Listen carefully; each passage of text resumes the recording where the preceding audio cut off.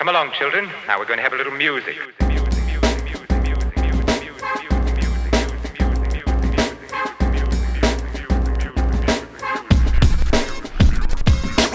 Good morning, First Cut Gang. It's your boy RB3 here for First Cut. And yeah, I'm here with an early morning review because last night I just saw Spider-Man Across the Spider-Verse. And walking into that movie, I heard the rumbles, I saw the tweets. Some people got to see it early and they were raving about it. They were talking about it being on par, if not better, than the first Into the Spider-Verse movie. But I just couldn't believe it. Like, the first movie is almost perfect. Is one of those, to me, I consider one of the sentinel animated films of the 21st century. There really hasn't been a profound reinvention of animation, I would say, since Toy Story came out with Pixar in 1995, 1996. But even still, like, that was bringing the CGI animation. But what the first Spider-Verse did was blending new rendering styles of hand-drawn animations, the frame skipping, the pop art, the words coming at you, the headlines on the faces. It really did bring a new aesthetic that both felt original and distinct, but also evoked that classic comic book style that they're kind of going for. And obviously, there's been a lot of movies since then that have taken that style, right? Like the new Puss in Boots 2, Netflix's Intergalactic, for example, the new Teenage Mutant Ninja Turtles movie that's produced by Seth Rogen that's about to come out. So they all kind of like taken from that look, rightfully so, because it was so inventive and so different, and it worked for that film. But what is this movie going to be able to do, right? Like, what is Spider-Verse going to be able to do to replicate that success? Well, thankfully, I'm here to report that Spider-Man Across the Spider-Verse, it not only attempts to replicate the successor, but it actually aims to elevate, it aims to expand, aims to reinvent not only the Spider-Man Into the Spider-Verse franchise, and not even Spider-Man in general, but the medium of animation. Like, this movie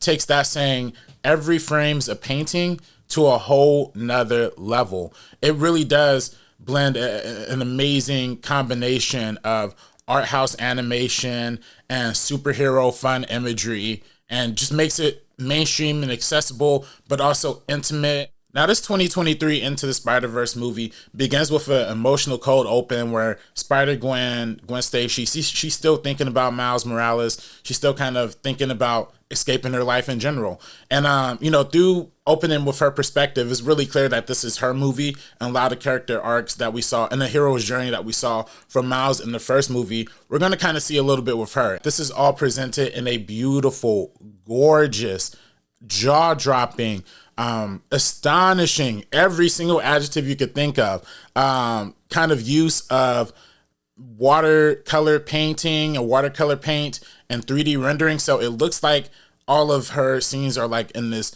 creative watercolor expressionist movie, feel, but it's like every single frame looks different. Like, there might be some frames where, colors are a little different here, different there, and the colors react to the emotions of the scene. And it really does feel like motion picture art. Like, it feels like a moving painting all throughout those scenes. And, it really does peak during those conversations that Gwen has with her father, who's a police captain, which, by the way, you forget Spider-Gwen is, Spider-Gwen. She's actually Gwen Stacy.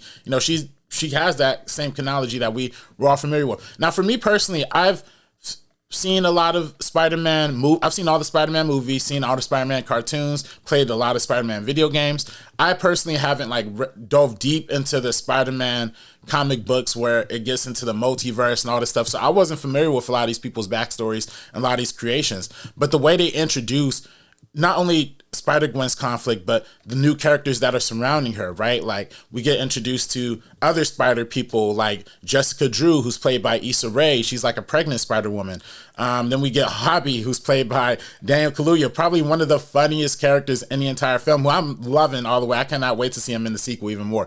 And his character is presented in like this weird collage art kind of fashion. It's not traditional animation either. It's like clip art that's kind of assembling his character. We have another character who's Margot, who's played by Amanda Steinberg. She's like a VR Spider-Woman. And then obviously everybody's talking about Miguel, aka Spider-Man 2099, Oscar Isaac. What a brutal, in this film, I don't want to say he's like a villain, but yeah, he steers on that bad side, man. This film is so good because it really does boil down to a conflict where none of them are actually all that wrong. Everybody has their own perspective and how they think, the world should work. Now, obviously, Oscar Isaacs is Miguel. He thinks that, he's running this whole multiverse organization. So, he kind of does have a little bit of that ego problem that we see with tough leaders. But when you understand why he's so motivated, when you understand why the whole Spider-Man lore is all really connected, and they do such a good job connecting all these little pieces and Easter eggs and winks and nods to Spider-Man canon from comics, from cartoons, from the video games, from even the live action movies. They have a couple of fun winks and nods to them too every now and then. So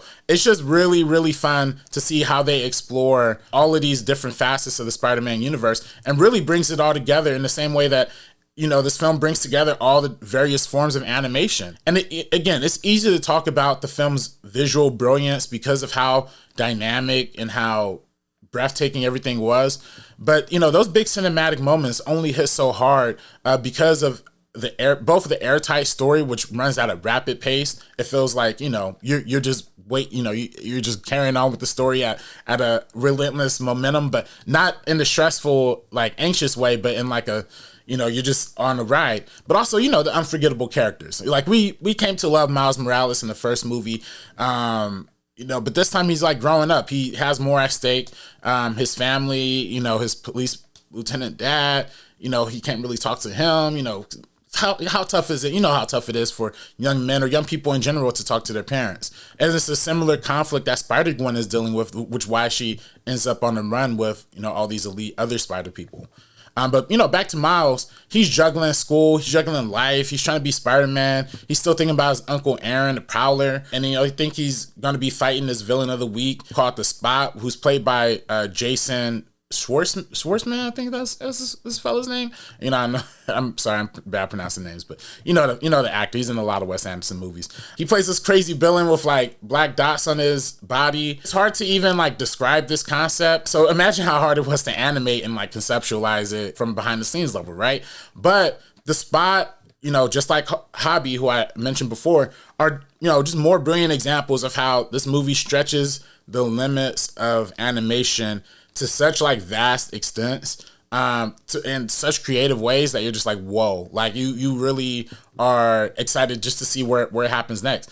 So it's like the character designs are dope. And by the way, I didn't mention this. You can read my review on Geeks of Color. I didn't mention in that review though, there's also a time when they go to like an Indian Spider-Man universe, like Mumbai Hatton, which was so cool too. Like the animation there was really cool. Listen, they whether it's like the character designs or entire worlds reimagined and inventive art styles, like this movie excels in every single way possible. Like I said, it captures homages and Easter eggs from other Spider-Man lore. It gives you a rapid story that's flawlessly pasted, that doesn't make you feel like you're going too fast at all, but also, you're ready for round two, like you're ready to get to what you want to see next. And honestly, that's my one criticism about the movie. If I had to give a criticism, it has a satisfying ending for the story arc that we're following. It also leaves a giant cliffhanger at the end, or a lot of different cliffhangers, and it's clearly setting up for a sequel, which is Beyond the Spider-Verse, which is coming out next year. I was so hyped on this movie. I'm just like, inject it all into me right now. Give me this movie right now. I want to watch it. But then again, I guess most people don't want to watch a 4-hour animated Spider-Man movie. So, and I didn't want to rush through and speed by a bunch of plot points. So I definitely feel them there. But if anything, this actually gets me more excited for a Beyond the Spider-Verse 2. Like, what more animation can they add this time? Like, are they going to go like stop motion? Are they going to do I have no idea. I mean, this can go anywhere now because this is not even an exploration of, like I said, Spider-Man or superheroes. This is an exploration of the medium of animation. So I am super, super stoked on this movie. I loved it. Every single second of it, you could tell, was just painstakingly elaborate and just gorgeously crafted. Everything from the awe-inspiring animation, the incredibly engaging story, the foot-tapping original music. By the way, the soundtrack, Got to shout out, Metro Boomin has some good, produced some good tracks on there with WizKid, obviously Offset. They have a lot of good ones on there, man. A lot of good ones. The intense voice talent. I didn't even talk about all the voice talent in there. Again, Shamik Moore, Haley Steinfeld as Spider-Gwen, Brian Tyree Henry as Miles' father, Oscar Isaac. Everybody in the cast was just phenomenal. Again, I'm trying not to let recency bias cloud my judgment, but again, this is my favorite movie of the year. Probably, I can't think of any other movie that I liked more, and I think I'm excited to see where they go next with animation. My one tiny gripe is that they setting up for a part 2, which if your only criticism is that the film leaves you wanting more, the movie did an amazing job. Those are my thoughts on Spider-Man Across the Spider-Verse. Let me know what you think in the comments down below. Did you get a chance to see it yourself, like with an early screening, or are you seeing it opening weekend? Unfortunately, no 3D for this movie, which, so heartbreaking. The first movie was incredible in 3D, one of the best 3D experiences. And this movie, I just can't even imagine how gorgeous this movie would have looked in 3D. But it's all good. Maybe they'll do a re-release next year. Before Beyond the Spider-Verse. Give this the 3D treatment. Give Beyond the Spider-Verse the 3D treatment. Please, Sony, please. Otherwise, I'm peacing out. Also, I just gotta shout this out because it's still blowing my mind. Guillermo del Toro, thank you so much, my man, for retweeting my tweet about this movie. It makes me so happy. You are a hero of mine, and every film that you've made is just brilliant, and I love it. And keeping it real on the animation tip, Pinocchio, that new one Guillermo del Toro did, man, that one I watched like about 5 times. Like, I love that movie. So that's what I'm saying. Like, if they get some stop motion in the next one, like, oh man, it's gonna be different. But okay, let me stop y'all. Into the Spider-Verse. Check it out if y'all are Marvel fans, and if you're just animation fans in general. It's your boy RB3. Peace. It's either me or you. It's either me or you. You do the math. Only one.